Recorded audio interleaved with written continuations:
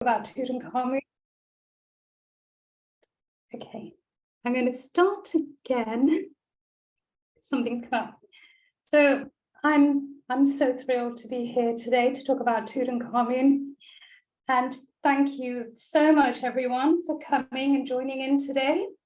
I really hope that you're going to enjoy the talk. It's going to be a journey through his forensic investigation, starting at 1925. And I've always had a soft spot for Tutankhamun. I've always been intrigued by him. I've always, I would say nowadays, almost this sort of maternal, sort of protective feeling over him, because he was so young when he came, when he ascended to the throne. He was about 8 or 9 years old. And, you know, and it was during a time when he lost his parents, he lost a lot of people that he loved. And I've always wondered what that would have been like for him, you know, how difficult that must have been. And to have all that responsibility at such a young age. And then, you know, finding out that he died so young, such a tragedy. I feel like everybody's frozen. Can you guys still hear me? Yep. Okay. Because my screen's coming up as frozen. Okay, perfect. Yeah, you're good. So I've always wondered, you know, why did he die so young? So today I hope that we're going to be able to answer some of those questions. So we're going to be looking at his health. We're going to be looking at how he possibly died. We're going to be looking at his mummification. Was it unusual? So let's begin. So here we have the outer doorway, and I'm sure everybody's seen this image. It's very famous, with seals intact. Now, I thought, because we're celebrating 100 years since the tomb was discovered, it would be fantastic to hear from the man himself, from Howard Carter. So I have the text here if you want to follow along, but I thought rather than me read it, it would be wonderful to hear from Howard Carter himself. It's about 2-3 minutes recording. So here goes. I suppose most excavators would confess to a feeling of awe, almost embarrassment, when they break into a tomb closed and sealed by pious hands so many centuries ago. 33 centuries had passed since human feet last trod the floor on which we stood. And yet the signs of recent life were around us. A half-filled bowl of mortar, a blackened lamp, the chips of wood left on the floor by a careless carpenter. We had penetrated 2 chambers, but when we came to a golden shrine with doors closed and sealed, we realized that we were in the presence of the dead king. We were to witness a spectacle such as no other man in our time had been privileged to see. I carefully cut the cord, removed the precious seal, drew back the bolt, and opened the door. When a second shrine was revealed, even more brilliant in workmanship than the last. With intense excitement, I went forward and unbolted the inner door. They slowly swung open, and there, filling the entire area within, stood an immense yellow quartzite sarcophagus. It effectually barred any further progress until we could raise the lid. Then a decisive moment. None of us but felt the solemnity of the occasion. In a dead silence, the huge lid, weighing over 1.25 tons, was raised from its bed. Light shone into the sarcophagus. But how disappointing. The contents were completely covered by linen shrouds. But as the last shroud was rolled back, a gasp of wonderment escaped our lips. So gorgeous was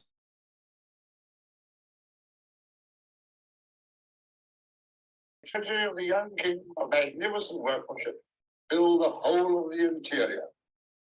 This was but the lid of a series of 3 coffins, nested one within the other, enclosing the mortal remains of the young king Tutankhamun.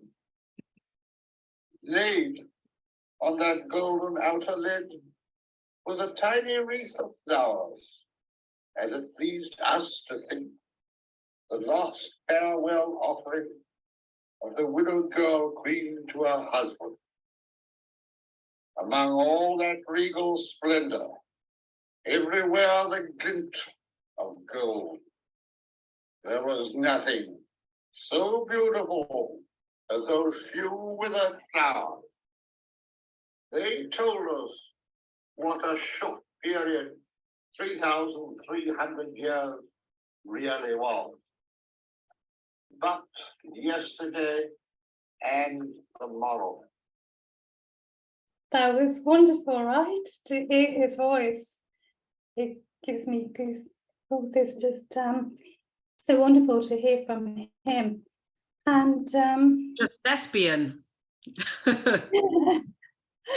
dramatic. oh, yeah, so wonderful. I love the last bit. It was very touching. So here we have a very rare photo. It's as far as I know, it's only been published once in 1926. So it's actually, I was given this picture by Peggy Joy and William Joy, my friend, to share with all of you. And as you can see, it's the inner coffin. Oops, sorry, go back.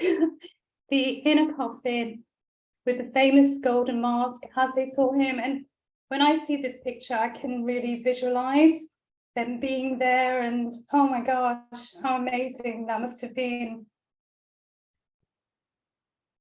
So I actually want to talk a little bit about the forensic team that were involved in studying Tutankhamun in 1925. And we hear a lot about the results of the autopsy, but we don't actually hear so much about the team. And so I want to introduce the team to you today.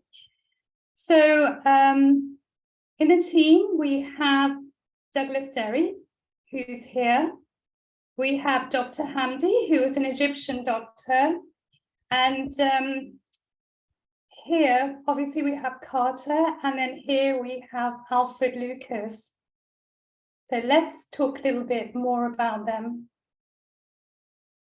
So don't get alarmed. I know it looks like a lot of writing, but I'll go through it with you. So if we begin with Hamdi, Dr. Hamdi, and we don't hear a lot about Dr. Hamdi, but Dr. Hamdi actually did the autopsy with Derry, and he also co-authored the autopsy report with Derry as well.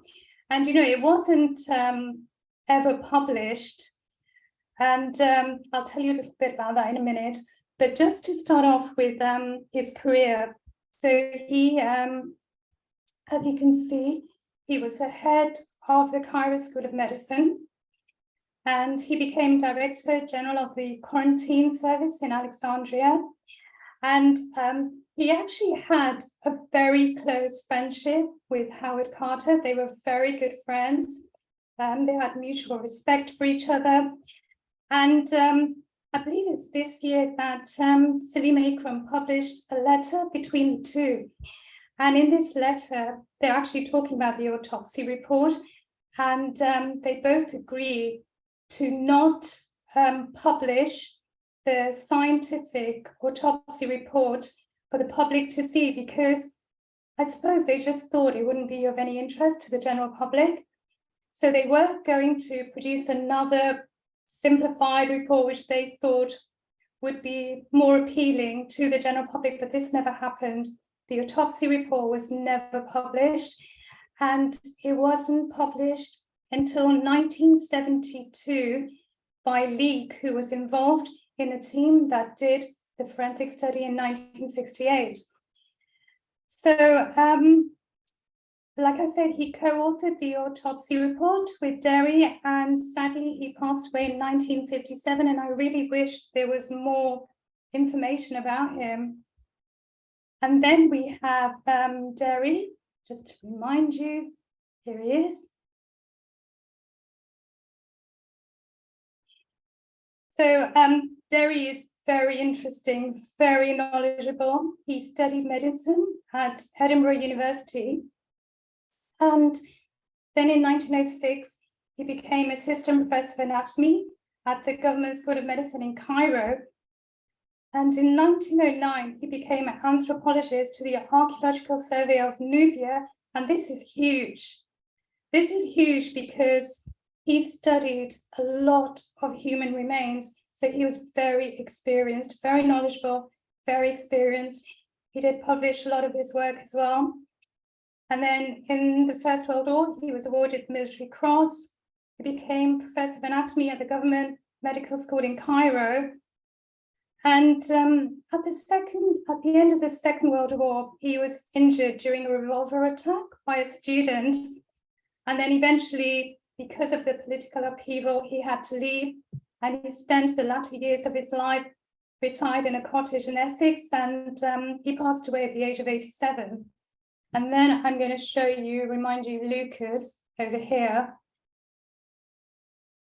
And, you know, I really hope by the end of this talk, Lucas gets the recognition that he deserves, because I feel he's another one that doesn't get as much recognition. And he was a vital component in this autopsy, and not just the autopsy itself, but in everything to do with the discovery. So he studied chemistry at university, and he became the assistant chemist at the government laboratory in London. So at the age of 30, he was diagnosed with TB and had to move to Egypt for his health. And this is where his passion for Egyptology grew. And I thought a fun fact here that you guys will enjoy. He's often described as the last survivor of the so-called curse of Tutankhamun's tomb, as he was the last of the original excavation team to pass away. He became a forensic scientist appointed by the new government in Cairo. And what's really important about Lucas is his contribution to Egyptology, because he basically produced the first textbook on forensic chemistry. And he learned new methods, he revised existing ones and refined his own methods. So he was vital for especially biomedical Egyptology. So particularly his work on adipocere. Adipocere is commonly known as grave wax. And this is very important. And the reason why it's important is because adipocere is very persistent, and it can remain stable for many years, thereby exerting a preservation effect on the body. So his study of this is really crucial in trying to understand a little bit more about why some bodies decompose slower. And also his methods of preservation, his work on preservation of anthropogenic mummies was also, for the time, hugely groundbreaking. And then last but not least, we have Howard Carter. And Howard Carter, I'm sure everybody knows quite a lot about already. he was a very talented artist, and his father is the one that helped develop this skill. And at the age of 17, so young, he joined the British-sponsored Archaeological Survey of Egypt. And it's actually Newbery who gave him his first break in Egypt. And he recorded the tombs of Bettany Hughes. And now Newbery was also involved in analyzing all the botanical paraphernalia in the tomb. And, they became really good friends. And he worked with Petrie at Amana for one season as well. He became a freelance draftsman, but, really it's 1914 with Lord Carnarvon where he got his lucky break. And the reason being that before this, he was really struggling to get work. So he was just a freelance draftsman. He went through a little bit of a rough patch.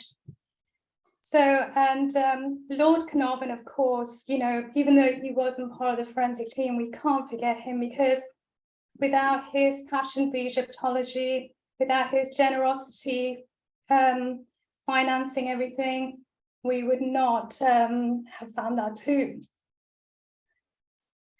So I want to talk, today I really want to humanize the forensic team and everything. I don't want it to be so clinical. So I want to share this letter. This letter has not been published, so you guys are getting to see this typed letter by Carter to his mother. And, it provides a glimpse into his personality and his relationship with his mother. He's apparently loved his mother very much. And it's signed here, Howard, even though he's typed it, you can see glimpses of his handwriting. And so I'm not going to read all of it because it's very long. So I'm just going to read a little bit. So it starts, "My dear Marta," which of course is mother in Latin, "a few lines to show that though my memory may be bad, is not altogether absent. I make it a point never to forget relatives and friends, especially my mother, but I fear seldom do I write to them. So take, please, occasional silence as no less than the nature of the beast." And I think he was a really loyal friend. If he was your friend, he was a very loyal friend. And it's formal, right? Do you guys agree? It's quite formal, not the way that I would write to my mother, but of course it was another time, another era. Then he talks about what he's experiencing. I mean, this letter is written 4 years before the discovery of the tomb. And he's basically describing the scenery, the landscape. And, at that time there was some storms, so there was a deluge, and he's describing all the flooding and what that was like. And it's a great letter. So, you could have a quick look afterwards.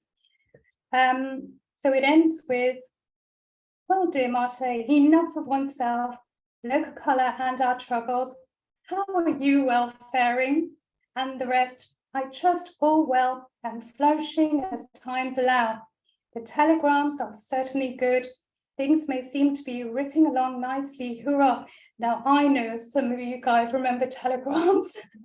Don't even try and deny it. Sarah can take a vote of how many people can remember. So then, write in the comments if you remember telegrams. "Though the piece, what shall I say, scare one must, for the moment take with a pinch of salt. I do hope Samuel is better.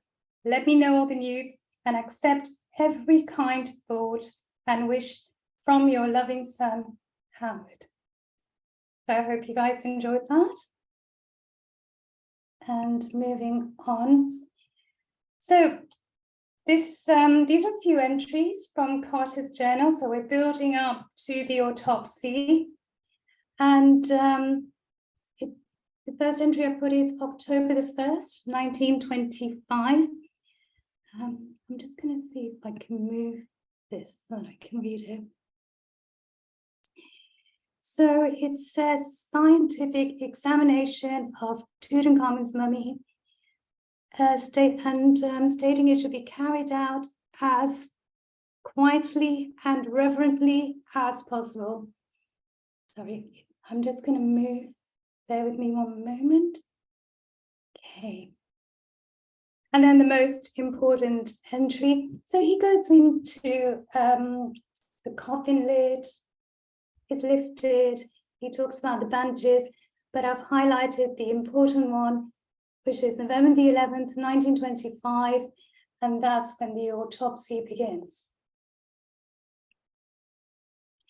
And here we have Alfred Lucas, and he's in a makeshift lab that they made in, so it says here, Alfred Lucas working on items from Tutankhamun's tomb in a makeshift lab in the tomb of Seti II, 1923, and he worked in this lab until 1930.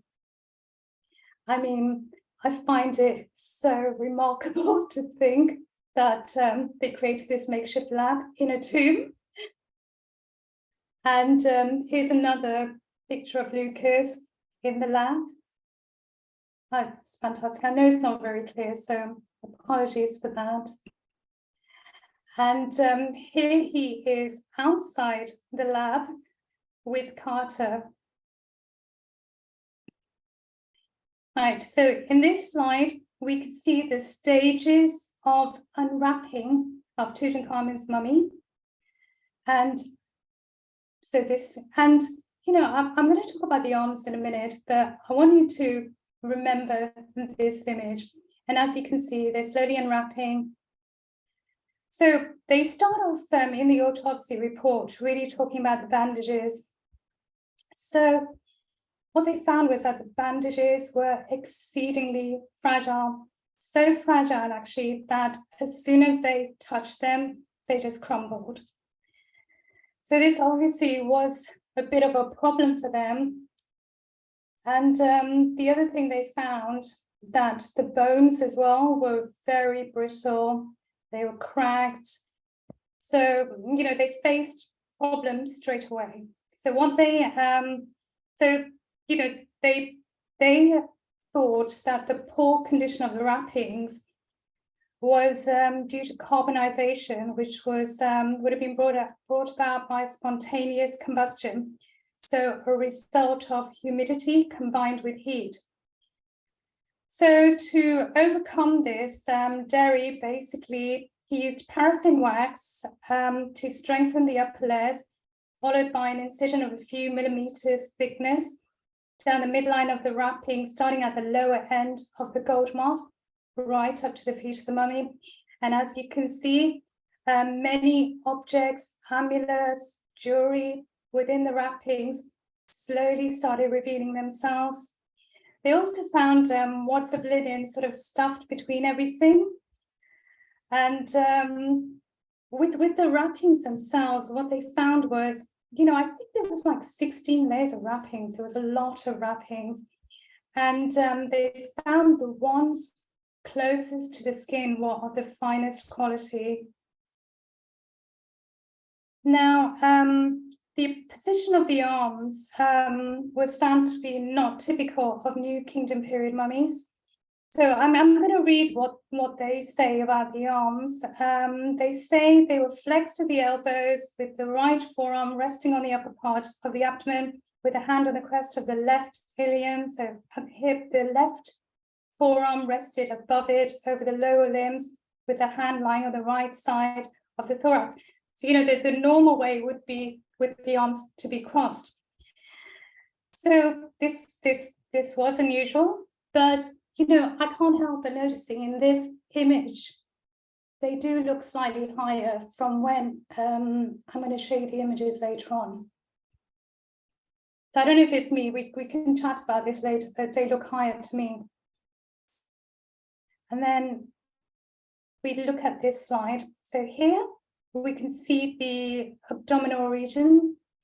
And as you can see, it's brittled, it's cracked, and it's in pieces.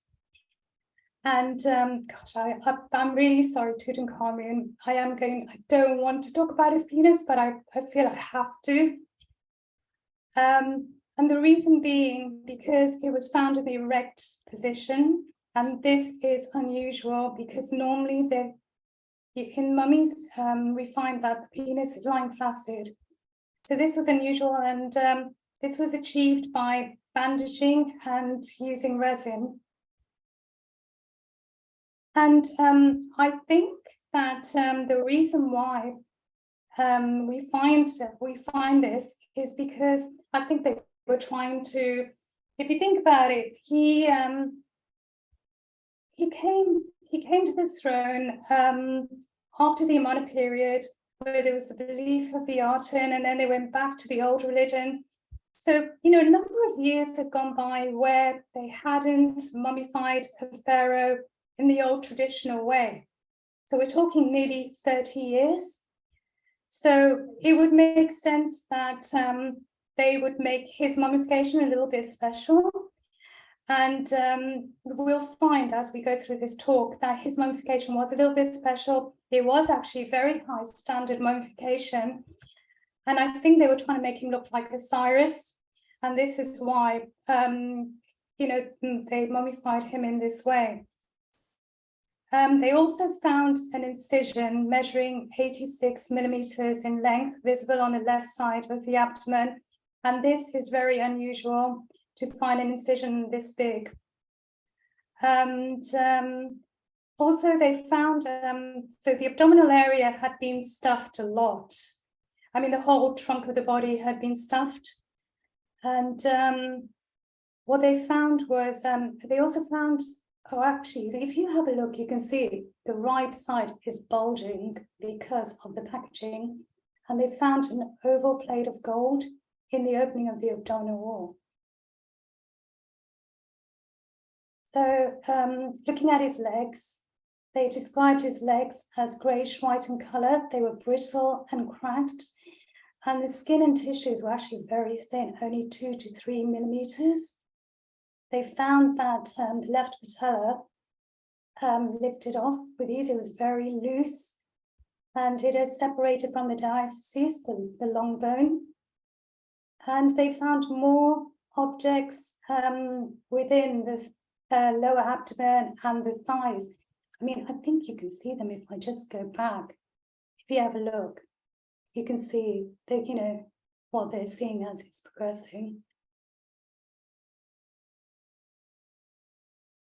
So with the feet had been provided with gold sandals, and each toe had been wrapped separately and fitted with gold stalls over the wrappings, as you can see here.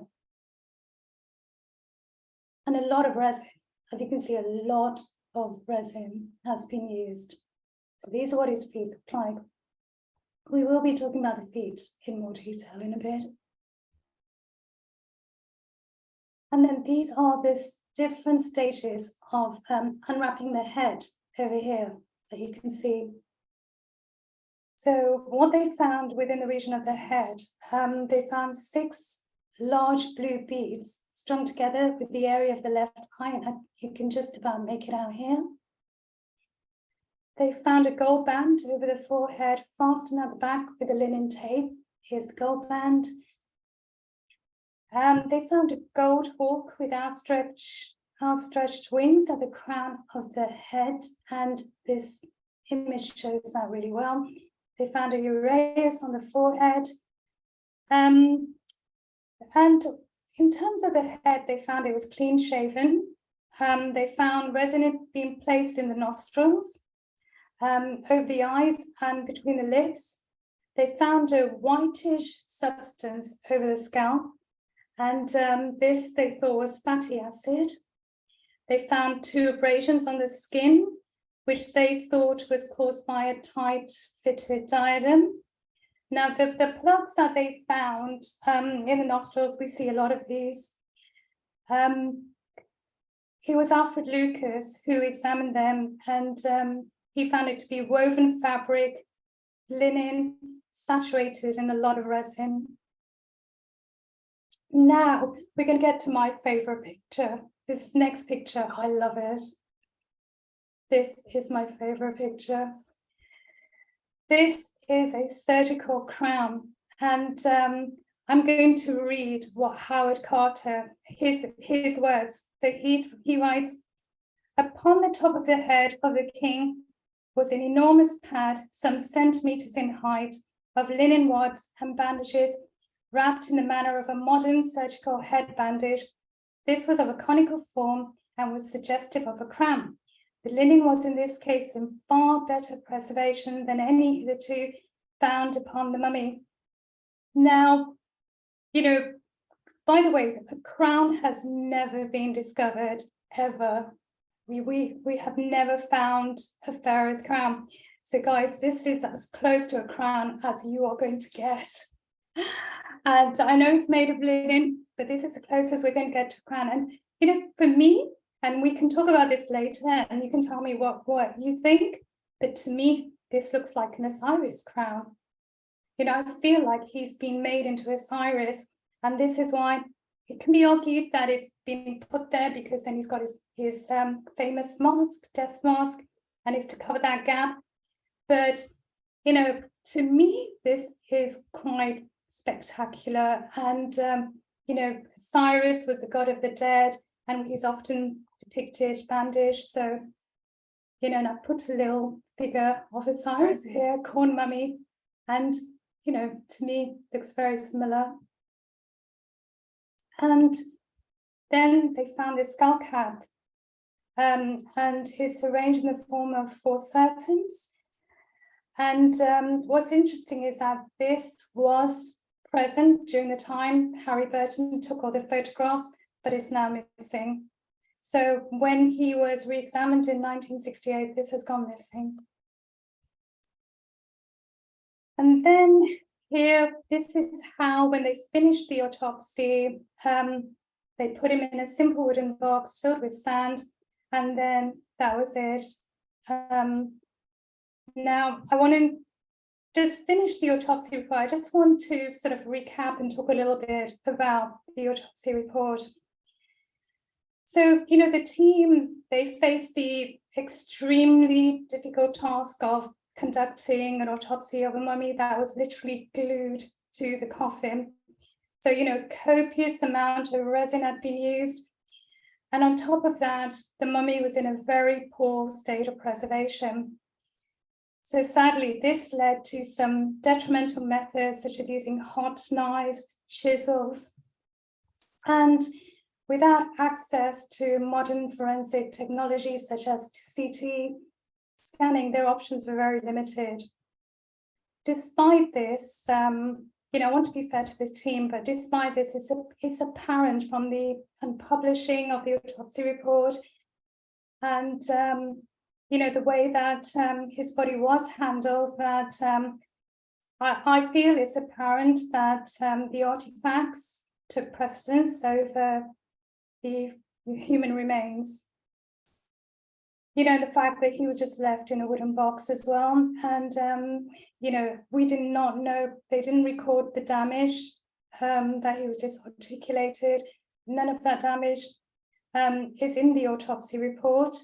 And it's not until subsequent studies by Harrison and Abdullah in 1968 that the damage to his body becomes apparent.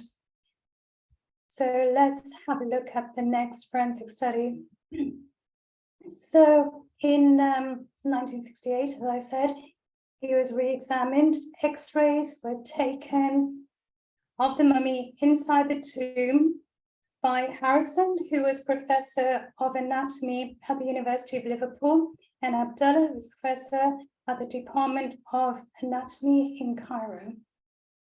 They found a card explaining that Carter and the team had wrapped the mummy in cotton wool and linen. And as you saw in the previous slide, his body was in a simple wooden box. So the body was found to be in a poor state of preservation, even more so than the 1925 autopsy. It was now in pieces with detached limbs. The head and neck were separated from the body. The thumb was missing, as was the right hand, which was later found in the sand. The sternum is completely missing, the anterior ribs, and you can see the missing ribs in this X-ray that they took. And the ribs, they're not just missing, they actually look like they've been cut. You can see neat lines where it looks like they've actually been cut. And Harrison describes a sweet smell of embalming material which lingered throughout the examination. And Leek, who I think I mentioned earlier, he was a dentist who, he's the one who published the autopsy report of 1925. He examined the dentition of Tutankhamun and estimated his age at death to be 18, which is what Derry and Hamdi also estimated his age at death to be 18 as well. So as you can see in this X-ray, the clavicles have gone as well. The sternum is missing, the clavicle's gone, and there's some missing ribs.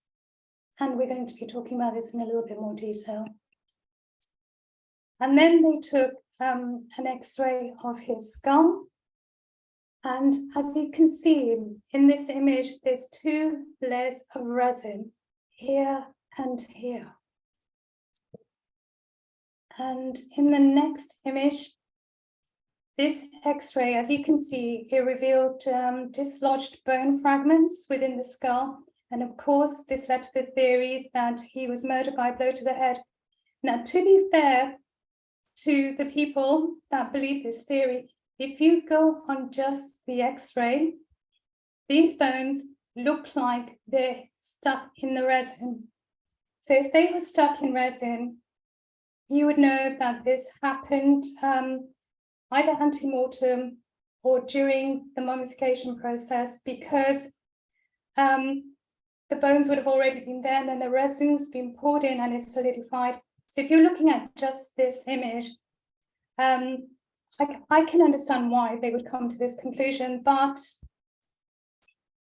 this is why CT is so good, because CT takes, it goes through the body making slices. So you have lots of images at different angles, different planes like the coronal plane, sagittal plane, axial. So you're being able to look at the body in a lot more detail, which you just couldn't with an X-ray. So, you know, now there's different reasons why we think those dislodged bones are there. And, you know, I've seen debris and what looks like bones in a lot of the mummies that I've studied.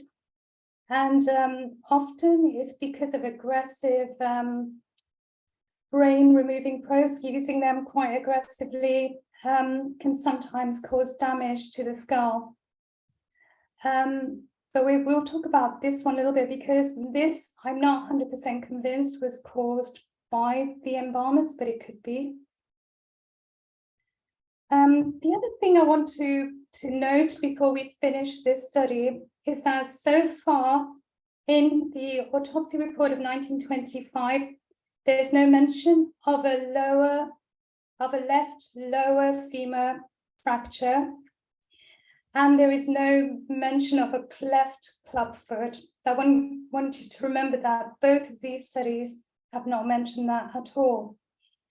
And especially with a clubfoot, which has such pronounced lesions, and it's amazing that it has not been mentioned.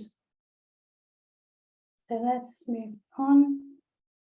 And then in 2005, there was an extensive study conducted on Tutankhamun, where 1,700 images were generated, and this study was done by Dr. Hawass and his team. The mummy they concurred with the 1968 examination that the mummy was in a poor state of preservation, with the body disarticulated in places and in pieces. They found many traumatic areas, some which were the result of the mummification process. So they found destruction of the nasal region, during removal of the brain. They estimated his stature to be 167 centimeters, which is roughly 5'6". And they based this on the measurement of the tibia. This is similar to what Harrison found as well. And the penis, which was found intact, was now missing, but found in the sandbox. And there's a lot of other pieces of his body that were missing that were actually found within the sand. So, okay, so I showed you the X-ray that was taken in 1968, and I want to show you how much clearer the image with a CT scan is, how much more information we're getting with a CT scan. So if I should go back and show you, if you look at this image, and now have a look at this image, it's so much clearer, and you can clearly see 2 layers of resin here. So let's talk about the resin first. Let's start with the resin. So you're going to ask me, is this unusual to find 2 layers of resin? And actually, it's not remarkable to find 2 layers of resin at all. And I've been studying a lot of mummies, particularly the cranium. And I've come across this quite often where there's 2 layers of resin. But what is unusual is finding 2 entry points. So with Tutankhamun, it looks like the resin's been introduced through transnasal craniotomy, so through breaking the ethmoid bone, and then through transforaminal craniotomy through the base of the skull, the hole through the base of the skull. So it looks like the entry route was through the nasal region, and then the resin has been poured and it's solidified and rested at the back of his skull. And then they've put him head down, and then they've done another entry point and it's solidified here. Now, why would they use 2 entry points? This is unusual. Now, the main entry point that is used in most mummies is transnasal, mostly transnasal. We do find some examples of them using the base of the skull, but to do it twice from 2 different entry points is very unusual. And let's start off with looking at why they would use resin to begin with. Let's start with that. So I've listed a few reasons why resin would be used. So one is ritualistic. Obviously, you know, the whole process of mummification was very religious. And so it would have served a ritualistic process. But the other one is socioeconomic, because resin was a very expensive commodity, very expensive. So only the wealthy could have afforded resin. The other thing about resin, and with resin, it has a lovely fragrance, beautiful fragrance, and this would help disguise the smell of decay. The other reason why they would use resin is because resin is antibacterial, and this would prevent decay. Now, resin is produced by trees when they're injured, and trees produced resin has to heal themselves, to stop microbial attack, fungal attack. So the resin, they produce it, and then it solidifies, and this is how the tree repairs itself. So, you know, the ancient Egyptians would have definitely known this. And, you know, the other reason why I believe that resin was used is because of insect infestation. Now, insects were a huge problem during the mummification process, huge problem.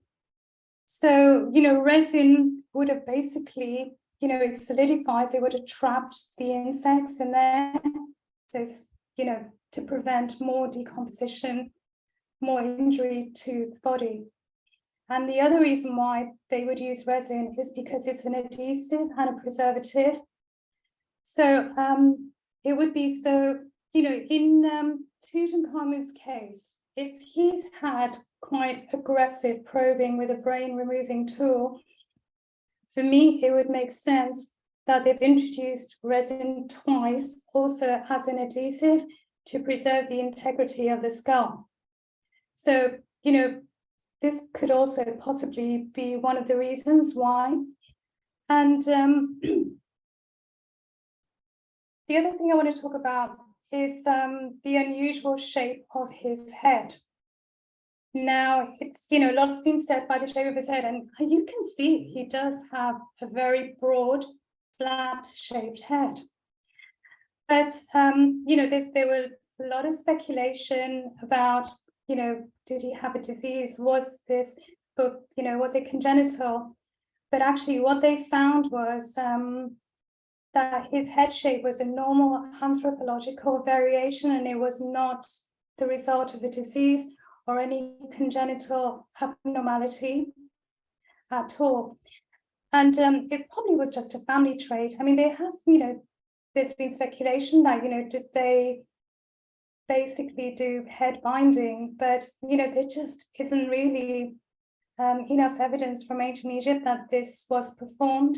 So it most probably just was a family trait, this unusual shaped head. And right, now just in case you guys don't believe me, I thought I would show you an example of a mummy that I've studied. This is a mummy of a man, and I just, so as you can see, he has 2 layers of resin here. So if you can see, this is a wide opening where the ethmoid bone has been broken, and the brain has been removed through this point here. And then resin has been poured once here, and you can see it's solidified. Then it's been poured a second time, and you can see the difference in the color. So there's 2 layers of resin, and this is why I was saying there's multiple layers of resin in the cranium. It's actually not unusual. I've studied a lot of mummies, and I've come across this a lot of times. And here you can see a nasal tampon, which is plugging the entry point here. So again, resin would solidify. So I just wanted to show you this as an example. Right, let's look at the teeth. And actually, when we were talking about his head shape, another reason why we know it was most likely not because of a disease or congenital is because, have a look at Tutankhamun's teeth. They're actually in very good condition, such good condition. And there's no evidence of caries or abscesses or abrasions. In fact, there's hardly even any attrition on his teeth. He had really good teeth. The front incisors, as you can see, are very large. And you can see he's got an overbite as well. And with an overbite, it's most likely that he talked with a lisp. And you can see his wisdom teeth, they're still erupting. 3 of them have partially erupted and have minor malalignment.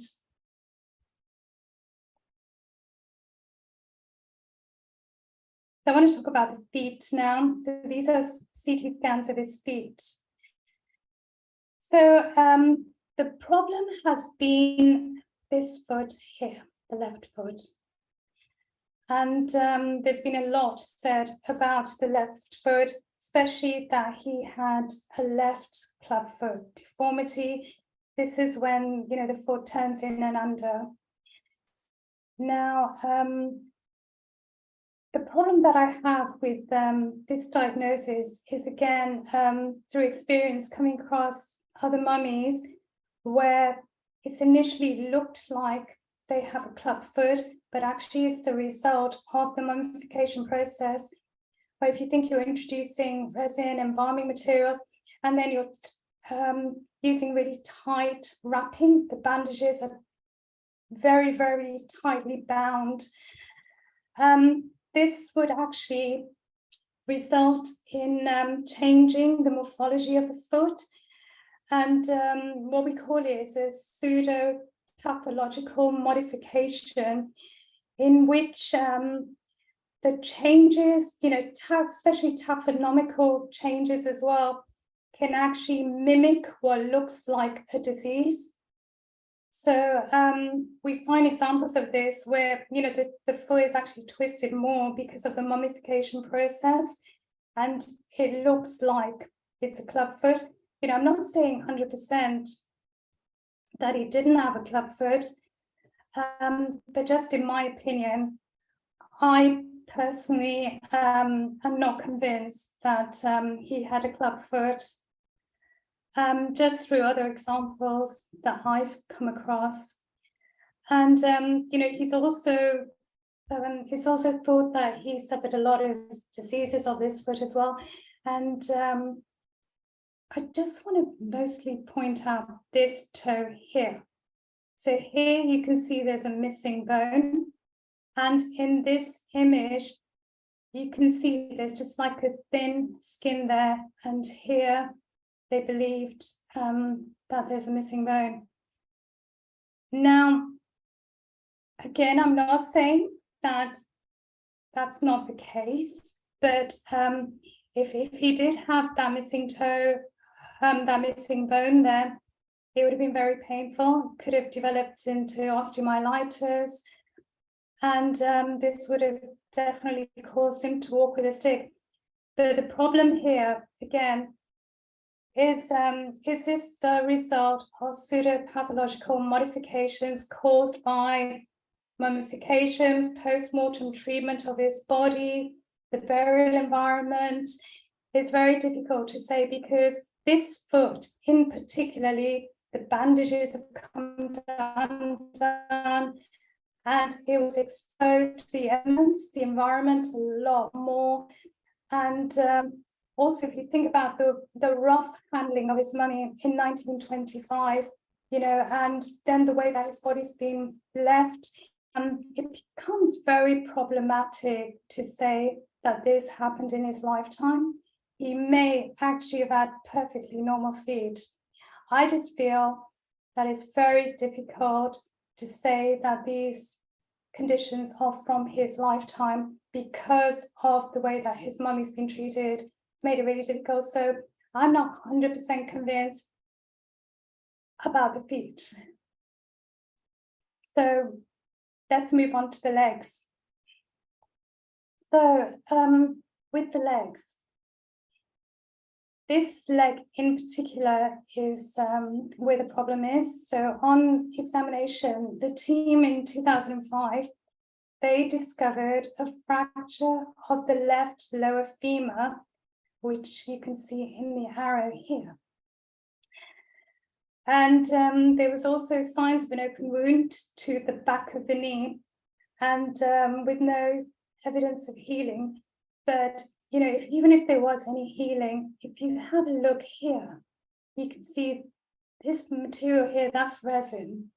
It's quite a big fracture, and it's filled with resin.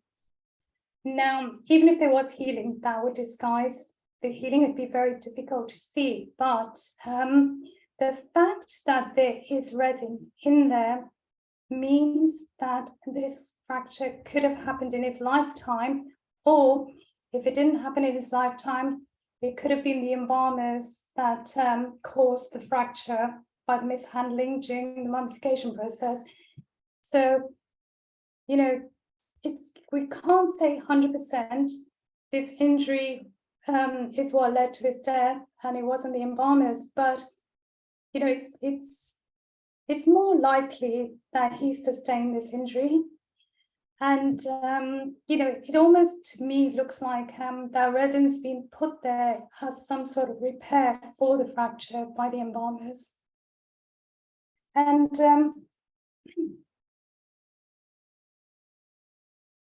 Right. So I want to talk a little bit about the ancient Egyptians, how they would deal with fractures, because you know, after all, he was a pharaoh. If he had a fracture, didn't they try and repair it? The ancient Egyptians were actually very good at treating fractures. And there's evidence of this in the Edwin Smith Papyrus, which is a physical trauma treatise. And although it ends at the thorax, there are there's examples of treating fractures of the upper limbs. And what they would do is which is not so different from what is done now, basically reduction, immobilization, the use of casts and splints, the same sort of procedure that we do now. So I'm sure if he did break his leg, I mean, it's in a very awkward place, very high impact injury, it would have been difficult, but I'm sure they would have given it a go. So, you know, the reason why I think the complications could have occurred is if an infection had ensued. So if an infection developed for the ancient Egyptians, that would have been very difficult to treat. And actually, if that wound, if that injury had become infected, it probably would have caused his death. So, you know, this could have been the cause of his death. So now you're going to ask me, well, if he didn't have a club foot or problems with his feet, why were so many walking sticks found in his tomb? And there were a lot. There were 130 walking sticks. And yeah, it can be argued that he needed these as a walking aid, you know, but at the same time, you know, walking sticks were, you know, this one is a ceremonial one. You know, they were also a sign of status. And, you know, you see in a lot of depictions of the royal family, you know, they're standing there with a walking stick. And, you know, this was more a sign of prestige. So, you know, it wasn't necessarily a walking aid. And the other thing I would say is that with mummification, the whole point of the mummification was to preserve the body and make it ready for the afterlife. And, you know, there's examples of mummies where in their lifetime, they've been amputated for whatever reason, or, you know, they've basically got a missing limb, or there's something about their body which maybe is not perfect for the afterlife. And you see that the embalmers have tried to do something about this. If they've either conducted repairs, or if there's a missing limb, sometimes we find that they've actually created a false limb and supply this to the body. So, you know, they're not expecting him to have a disability in the afterlife where he would necessarily need a walking stick. So, in my opinion, the walking sticks are more ceremonial. They're more a sign of his authority. Just my view. And then this is his canopic jars, but they're very beautiful. And I don't actually want to talk about the jars, the canopic jars today. What I want to talk about is the procedure of evisceration. So with Tutankhamun, obviously he had an incision, and we know that his internal organs were removed. And but that, you know, they've not been studied. I don't know why they've not been studied. I'm surprised they haven't conducted CT to find out a little bit more. But I've heard it from the grapevine that they are going to be studied soon. So it'll be interesting I'm quite excited to find out what's contained within his canopic jars, which organs are in there. It'll be very interesting to find out.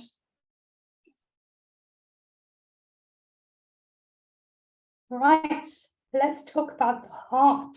Let's talk about the heart. You know, is the missing heart significant? Was the treatment of Tutankhamun's heart significant? You know, was it unusual?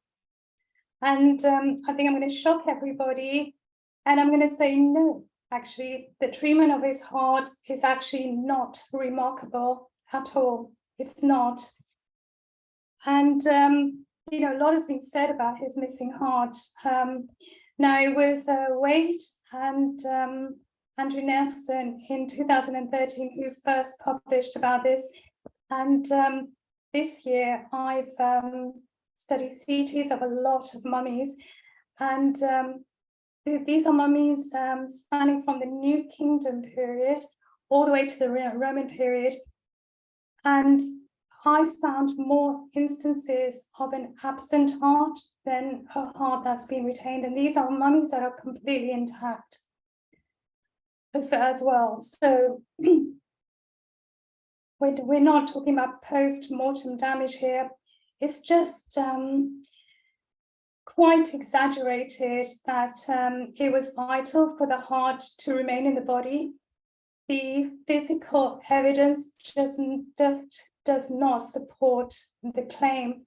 And actually, there isn't any textual evidence from ancient Egypt either to support the claim that the heart had to remain in the body.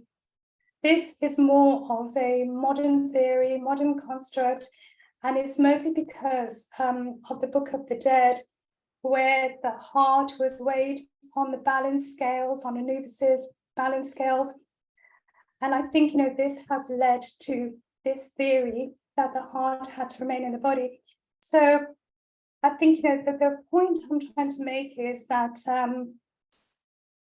whether the heart is missing because of the mummification process or whether it's missing because of some damage that was done afterwards to his body, for the ancient Egyptians themselves, for the heart to remain in the body, from studying a lot of mummies, it doesn't appear that it was crucial for the heart to remain. And actually, we find also with amulets, it wasn't crucial for a heart amulet to be provided. So there's instances of mummies where the heart has been removed and an amulet has not been placed there. And there's instances of mummies in which the heart has been retained, but the mummy is not accompanied with a heart amulet. So, you know, this is also the same with other organs. And many years ago, I used to think it was important for all of the organs to be intact. It was crucial for the whole body to be intact. But even with organs, we find partial retention of organs. Sometimes they're fully retained, sometimes they're partially retained. So it's almost like they just need to capture the essence, and then magically that whole organ will be available in the afterlife. So what else was I going to tell you? So it's so, you know, we could argue that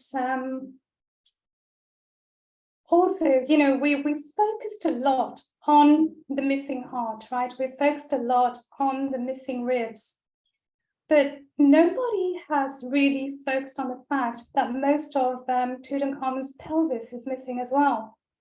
You know, this has hardly been addressed. So if we're going to focus on this area, I feel we need to focus on the missing pelvis as well. And this is hardly mentioned. And here you can also, I've got to mention this clear cut. This is definitely post-mortem caused by the 1925 autopsy.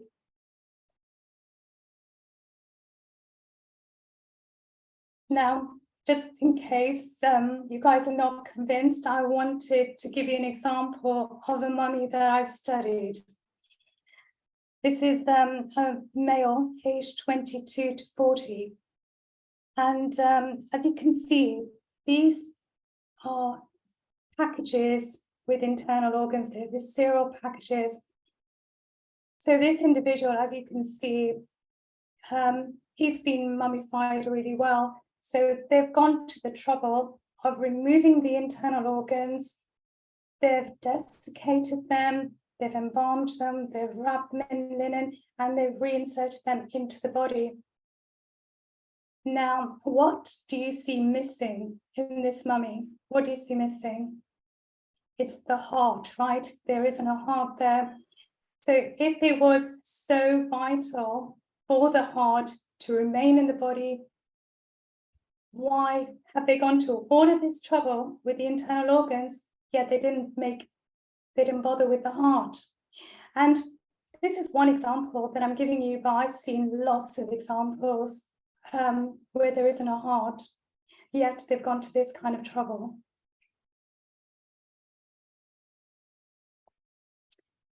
So I want to talk a little bit about Tutankhamun's embalming cache. And it's basically a pit labeled as KV54. And if you just read here, so it was Davies who funded the work to find it. And in 1909, Davies basically donated some of the contents to the Metropolitan Museum of Art. He found, like, I think it was about 12 jars, and he didn't think that what he found was very important at all. So he just donated them. But then it was Winlock who identified the remains to be an embalming cache. And these are some of the items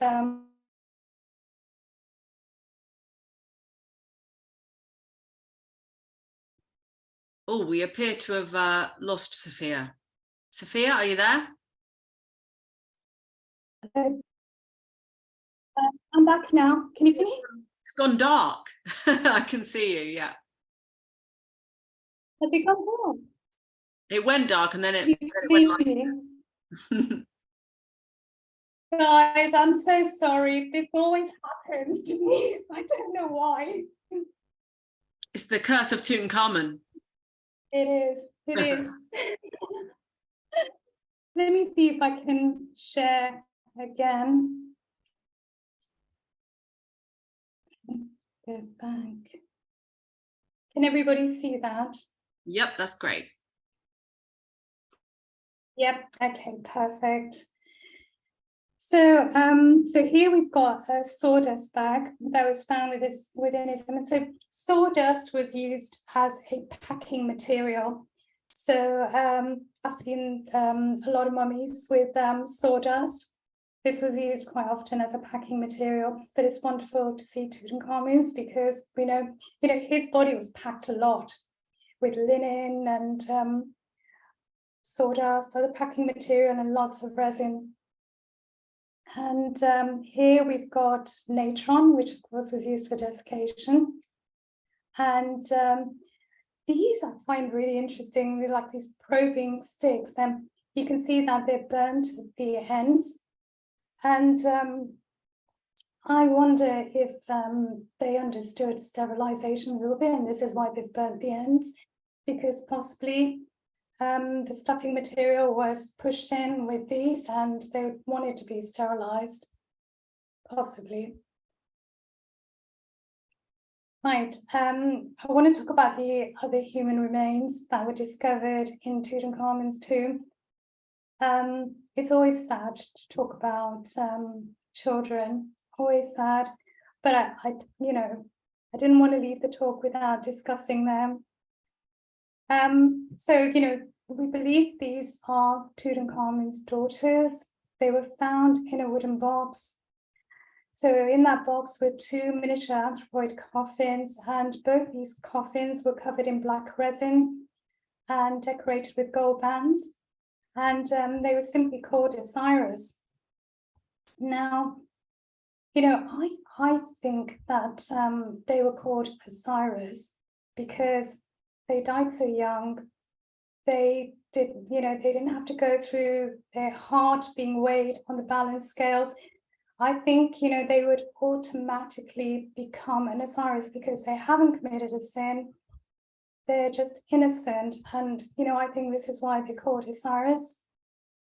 And, these two fetuses are now known as 317A and 317B. They were autopsied by Derry. And at the time, 317A was quite well preserved. 317A is the smaller of the two. And they thought that she was 5 months gestation and the other one was 7 months.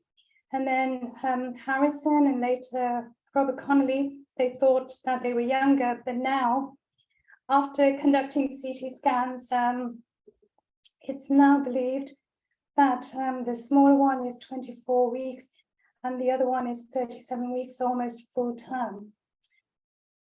And, why did Tutankhamun have his daughters interred with him? It's all speculation. We don't know why. I like to think the reason being that when he came to the throne at the age of 8 or 9 years, he had lost a lot of his family members already. He lost his parents. He likely lost a lot of his siblings. And, when his daughters were born and he's had them so carefully mummified with a lot of love, it would make sense to me that he would want in the afterlife, he would want his daughters with him. So I like to think that this is the reason why these mummies, these fetuses were interred with him. And now I want to show you guys a very rare letter, sharing quite a few rare things today. And this is actually a letter by Derry, written by Derry to Carter, to Howard Carter, about the fetuses. And it was Derry, of course, who was the first person to study the fetuses. And I'll read it out. I'll try his handwriting in places is difficult, but I'll give it a go. So he writes, "Dear Carter, I have received the boxes containing the fetuses for Sarah, but have not had time to open them yet. When I do and have made another very careful examination, I will write to you. Both Professor, I can't read this, and Dr. Gergis made a It's like Urquhart. They say Urquhart. Okay. Like it. Yeah. Thank you. Professor Urquhart and Dr. Gergis made attempts to get something definite from the viscera, but all cellular tissue has gone, with the exception of some muscular fibers in what is almost certainly stomach or intestines. Apparently, the organs had undergone some decomposition before mummification. Even 8 hours in hot weather is enough to spoil tissues for the microscopic work, and it would seem, therefore, that in the 21st dynasty, I think it says 21st dynasty, they had much more perfect methods, as we got plenty of good stuff from mummies of that date. We have just x-rayed in the museum the mummy of Amenhotep I. Shall hope to see you when you come down. All good wishes, yours ever, Douglas E. Derry." And I want to thank Dr. Anthony Marks, because he very kindly provided this letter today for all of us. And even the letter from that Carter wrote to his mother, that was provided by him. So I want to thank him for this. And so I'm going to end the talk on this image of the wet Tutankhamun's wet nurse, because I think, it's a beautiful image to end in, with him as a child on her lap. And this is Maya. She has several titles, such as wetness of the king, great one of the harem, and Tutankhamun's mentioned. And I just want to close with a recap and some final thoughts about Tutankhamun. He was very young when he ascended to the throne, following the loss of his parents and during the midst of a turbulent period of history. And, to me, it's inconceivable. And I think, Gwen, I'd love to hear your thoughts on this, what you think, but I feel that it would have been inconceivable that he wouldn't have had some psychological trauma from this. And, the other thing is, he was interred with red and white wine as well.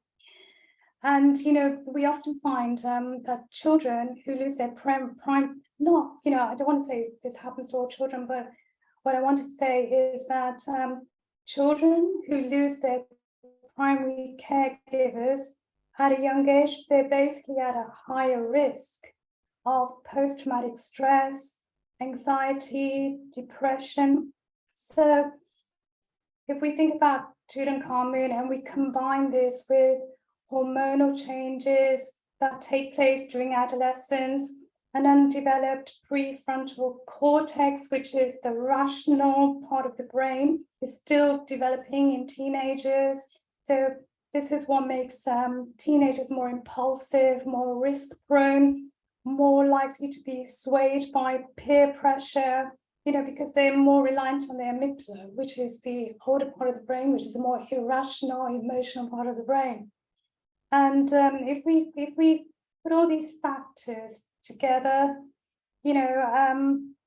it wouldn't surprise me if Tutankhamun did die of a chariot accident, because even nowadays, statistically, more teenagers die of motor vehicle accidents than any other age group. It's still the case.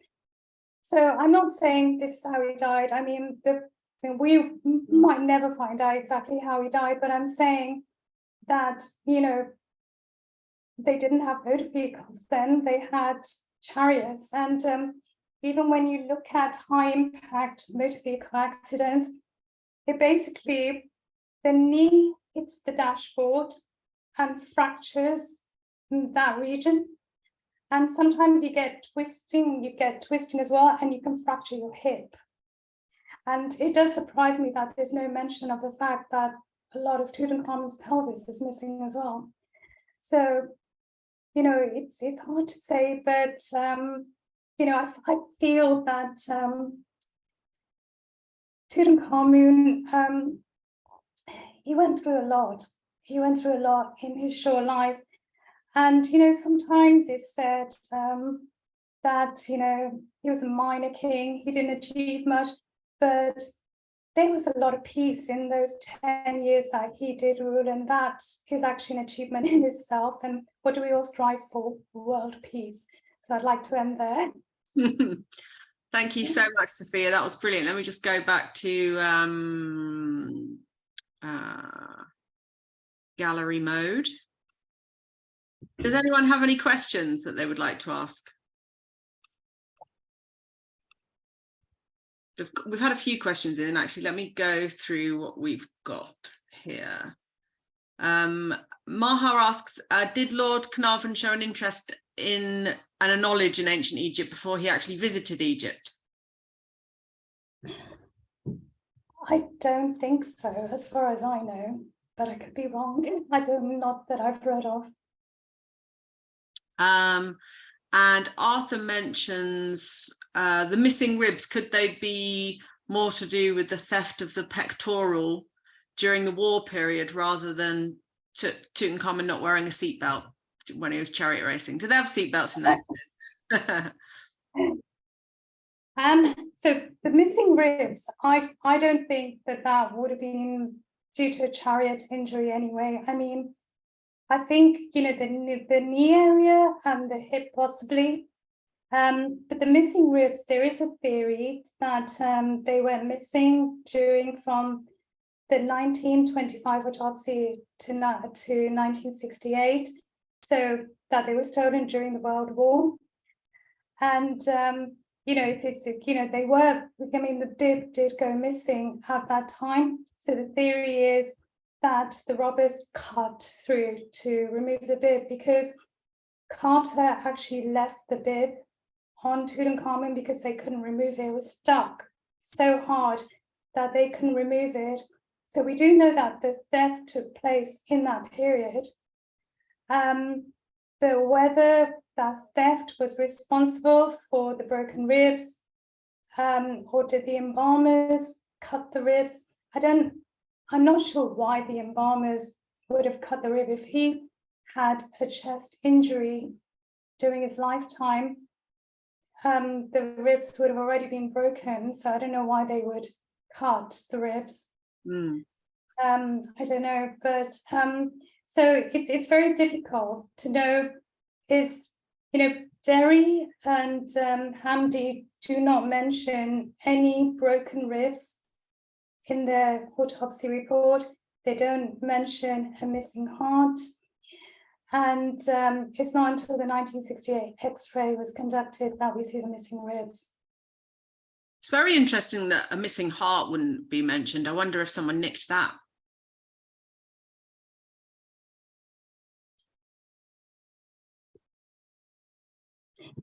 I mean, I don't think, I don't know. I mean, I doubt it. I mean, if you're going to have anything off of Tutankhamun, the heart being like the seat of the bar and car, I mean, that would be my first choice. Stick that underneath Cleopatra's needle or something. I think, the reason why I'm slightly skeptical about the heart going missing in modern times is mostly because the trunk of his body is packaged with a lot of linen and other packing materials and resin, and it's solidified so much that trying to access it would be quite difficult, I would think. I don't know.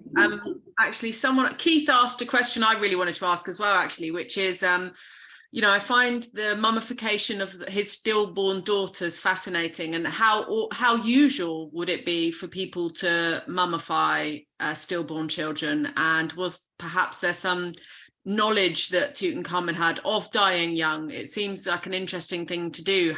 What's the gap between the mummification of those stillborn children and Tutankhamun?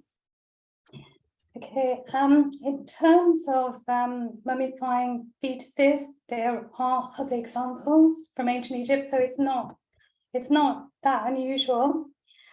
I think the ancient Egyptians just really loved their children.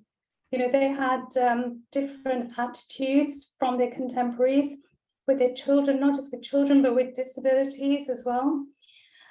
And so there are other examples of fetuses that have been mummified, and a lot of care has been given. There's actually one in the Valley of the Queens. There's one that you can actually see, and I'm trying to remember which tomb it's in. It's basically the tomb opposite Nefertari's tomb. Gwen might remember Prince Kopchef. Is it Kopchef? So there are other examples of mummified fetuses. And do you think his erect penis might have something to do with not having fathered living children? So it's an idea of perhaps allowing him to be fertile in the afterlife. That's a great theory. I've never thought of that, actually. That's a good theory, because Osiris didn't father until after he died, and then he was resurrected. So that's interesting. I've never thought of that, I have to admit. I just assumed that because they were going back to the old religion, in a way, Tutankhamun's mummification had to be that little bit more special. So they were creating Osiris a little bit, going into more detail. Brian asked, I've heard a rather old rumor that Tutankhamun had malaria. Would this be evident in such poorly preserved tissue? When they did the DNA study, the team said that they found evidence of malaria, and it wouldn't surprise me if he did have a malaria infection, because, malaria was rife in ancient Egypt. But normally we'd find younger people that would die, younger children dying of malaria. Usually by the time you read Tutankhamun's age, you would have built some resistance. But I suppose if, the theory with the team who conducted the CT and who did the DNA study, their theory is that the broken lower femur combined with malaria just weakened him and killed him. Does anyone else have any other questions? Is there any evidence, any studies of the children that show why they might have been stillbirths? It's, they're in very fragile condition, such fragile condition, and I just think that is very difficult to study them. I know that they did try and extract, they extracted DNA, but that's a whole another lecture, the DNA. But they don't know too much. I mean, there was some speculation about some diseases that they might have had, but after the CT was conducted, those diseases have been ruled out. Those have been ruled out as far as I know. I wondered because I saw some of the conditions that were considered. I think it was spina bifida. Can't remember what the other one was, but I wondered about any evidence of rhesus disease in babies or in the Egyptian population. I mean, with the fetuses, I don't think they could determine how they died, but it wasn't uncommon for women to miscarry in ancient Egypt, even for when the babies were born, to die quite young. It wasn't that uncommon. So yeah, it's a difficult one to answer. Any other questions at all for Sofia?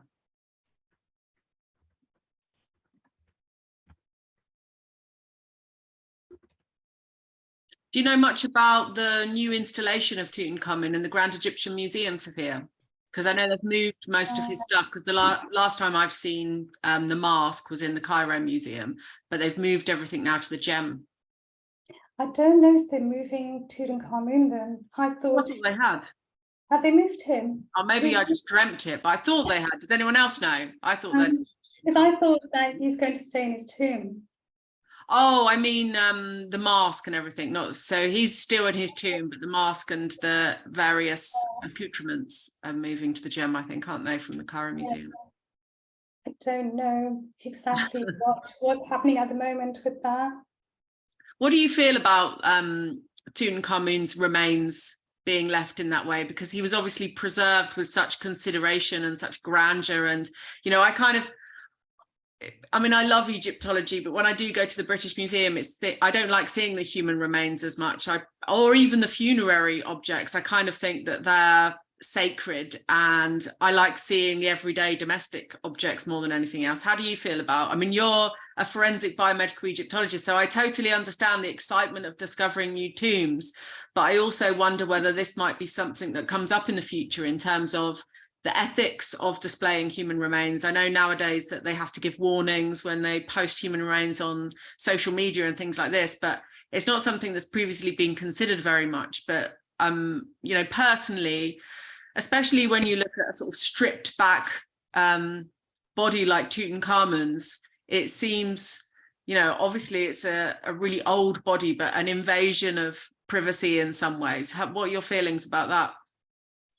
Yeah, I feel, the detrimental way in which Tutankhamun was treated in the 1925 autopsy, it really upsets me. I get quite emotional about it, but I try and put myself in their shoes, and I suppose, it was a different time, and they didn't have the forensic tools that we have now, and they were in a difficult position because they wanted to know how old he was when he died. They wanted to get that information. And, you know, I do find it upsetting when I think about how his body was treated, really upsetting. And I think, you know, ethically, we've come a very long way. So even the way that human remains should be displayed in museums, there's a lot of talk about it. It has to be in a respectful way. We have to understand these are people. And, you know, when the team did the original autopsy, you know, this was a time when, you know, in the Victorian times, we had the mummy unwrapping, you know, mummies became curiosities. So, you know, they thought in a different way at that time. But now, you know, we have to learn from the past. That's the most that we can do, is learn from the past. So now, if human remains are found, you know, we do know that this is a human being. They had a life. They deserve respect. So now, you know, we would not forensically conduct autopsies in that way. So now we've got CT scanning, and, you know, CT scan would be taken, images would be taken to learn more. So you don't need to conduct an autopsy. And even if DNA is extracted or other materials for study, it's a very small amount. It's done in a much more respectful way. And of course, we have ethical guidelines now. So, you know, it's changed a lot from that time. So I personally, what I think that we can learn so much from the ancients. So I think, you know, it's about finding that balance where we're being respectful, but at the same time, we're studying, because, you know, we learn a lot about ancient diseases, and, you know, we get so much information. So I personally feel that information is important, but it's about finding the balance. Yeah, thank you. That's great.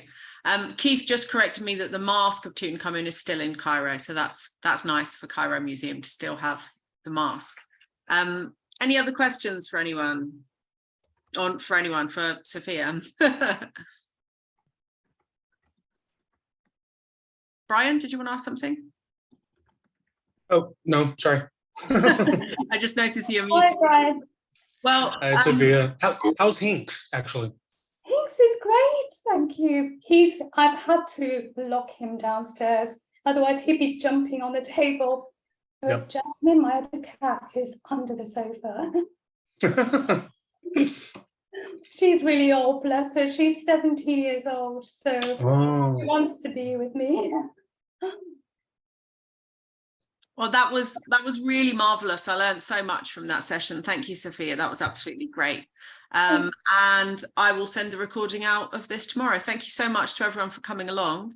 And I hope to see you at, hang on, let me just tell you when the next ones are. So where are we? So next Sunday, we've got Joe Backhouse, Joanne Backhouse is going to be talking about the decorated body, and in particular, women's jewelry. And then we have Vanessa Laverley on the 27th, and she is going to be talking about warrior goddesses in ancient Egypt, also in the ancient Near East. And then on the 4th of December, we have Manon B. Schultz, and she is going to be talking about beds and the symbology of beds and women in ancient Egypt. So that will be another interesting. Thank you so much, Sophia. Thanks, everyone. Enjoy the rest of your evening or day, or whatever you're having. And I look forward to everybody for coming today. Bye. Bye, everyone. Bye.